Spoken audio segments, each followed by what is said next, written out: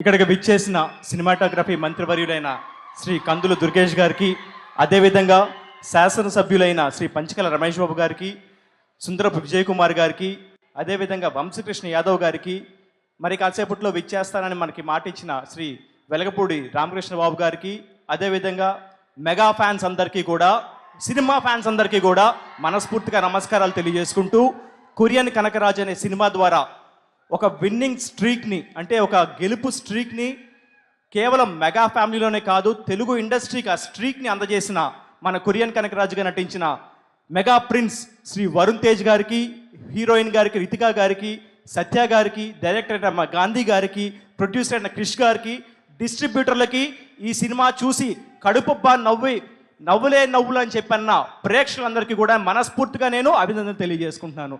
ఈ సినిమా ద్వారా ఈ రోజుల్లో ఏంటంటే సార్, అమ్మాయిలు అంటే ఈ జనరేషన్ అమ్మాయిలు అబ్బాయిలు కలిసి సినిమాలు చూడడం తగ్గిపోయింది. ఎందుకంటే అమ్మాయిలకంతా కూడా కొరియన్ డ్రామాస్ కావాలి, అబ్బాయిలకంతా కూడా రాయలసీమ మాస్ కావాలి. ఈ సినిమాలో ఎందుకు బాగా నడిచింది అంటే గనక కొరియన్ కే డ్రామాని, రాయలసీమ మాస్ యాక్షన్ని కూడా కలిపి కొట్టారు కాబట్టి ఆ సినిమా అన్ని వర్గాల ప్రేక్షకులు కూడా నచ్చింది.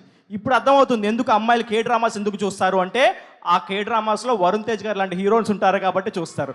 మనకు కూడా అర్థమైంది ఏంటంటే, కే డ్రామాస్లో ఉండే హీరోలు కేవలం కొరియాలోనే కాదు, మన కొణిదెల వంశంలో కూడా ఉన్నారు. అది వరుణ్ తేజ్ గారు అని చెప్పి మనందరికీ కూడా బాగా అర్థమైంది.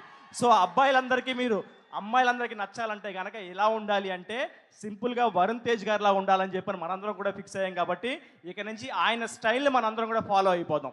అంతేకాకుండా నేను మనస్ఫూర్తిగా ఈ సినిమా ద్వారా సినిమాలకి ఏవైతే థియేటర్లకు రావడం జనాలు తగ్గించేశారని చెప్పి అనుకుంటున్నారో, ఇలాంటి థియేటర్లో సినిమాలు ఆడాలంటే కనుక ఒక మాస్ యాక్షన్తో పాటు ఒక కామెడీ టచ్ ఉంటే కనుక సినిమాకి థియేటర్లకు ప్రేక్షకులు ఎందుకు రారనే విషయాన్ని మీరందరూ కూడా దాన్ని పటాపంచలు చేశారు.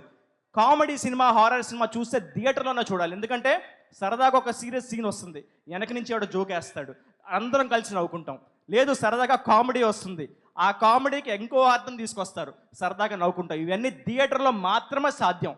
సో కాబట్టి థియేటర్ని, ఒక సినిమాని మళ్ళీ బతికించినందుకు, మరీ ముఖ్యంగా నెక్స్ట్ రాబోయే సినిమాలో కూడా ఒక విన్నింగ్ స్ట్రీక్ని ఇచ్చినందుకు కొరియన్ కనకరాజు చిత్రానికి మనస్ఫూర్తిగా అభినందన తెలియజేసుకుంటూ, మరీ ముఖ్యంగా ఒకే కుటుంబంలో తండ్రి నేషనల్ అవార్డు సాధించారు, కొడుకు నేషనల్ అవార్డు సాధించారు, రీసెంట్గా మెగా ప్రిన్సెస్ నిహారిక గారు కూడా నేషనల్ అవార్డు సాధించారు.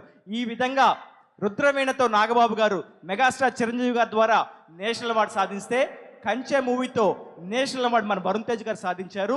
రీసెంట్గా మన మెగా ప్రిన్సెస్ నిహారిక గారు కూడా కమిటీ కుర్రోళ్ళతో ఒక నేషనల్ అవార్డు సాధించారు. సో ఈ ఘనత సాధించిన ఒక కుటుంబం మన తెలుగు కుటుంబం అయినందుకు ప్రతి ఒక్కళ్ళు ఒక్కసారి మనస్ఫూర్తిగా చప్పట్లు కొట్టి ఆ కుటుంబాన్ని అభినందిద్దాం. అంతేకాకుండా రీసెంట్గా మన మెగా ప్రిన్స్ గారికి ఇంకొక చిన్న ప్రిన్స్ వాయు తేజ్ గారి రూపంలో వచ్చారు. సో ఆ విన్నింగ్ లక్కీ చార్మ్ వచ్చినందుకు we wishing you all the success sir. రాబోయే బరీ మూవీ కూడా ఇంతకి 10ంతల విజయం సాధించాలని మనస్ఫూర్తిగా కోరుకుంటూ, ఇలాంటి మూవీస్ మాకు ఇచ్చినందుకు, అదేవిధంగా మా ప్రేక్షకులను నవ్వించినందుకు మీకు, డైరెక్టర్ గారికి, సత్య గారికి, హీరోయిన్ గారికి, స్టాఫ్ అందరికీ, క్రూ అందరికీ కూడా మనస్ఫూర్తిగా విశాఖపట్నం ఉత్తరాంధ్ర ప్రజల తరపున మీ అందరికీ అభినందనలు తెలియజేసుకుంటూ సెలవు తీసుకుంటున్నాను. జై హింద్.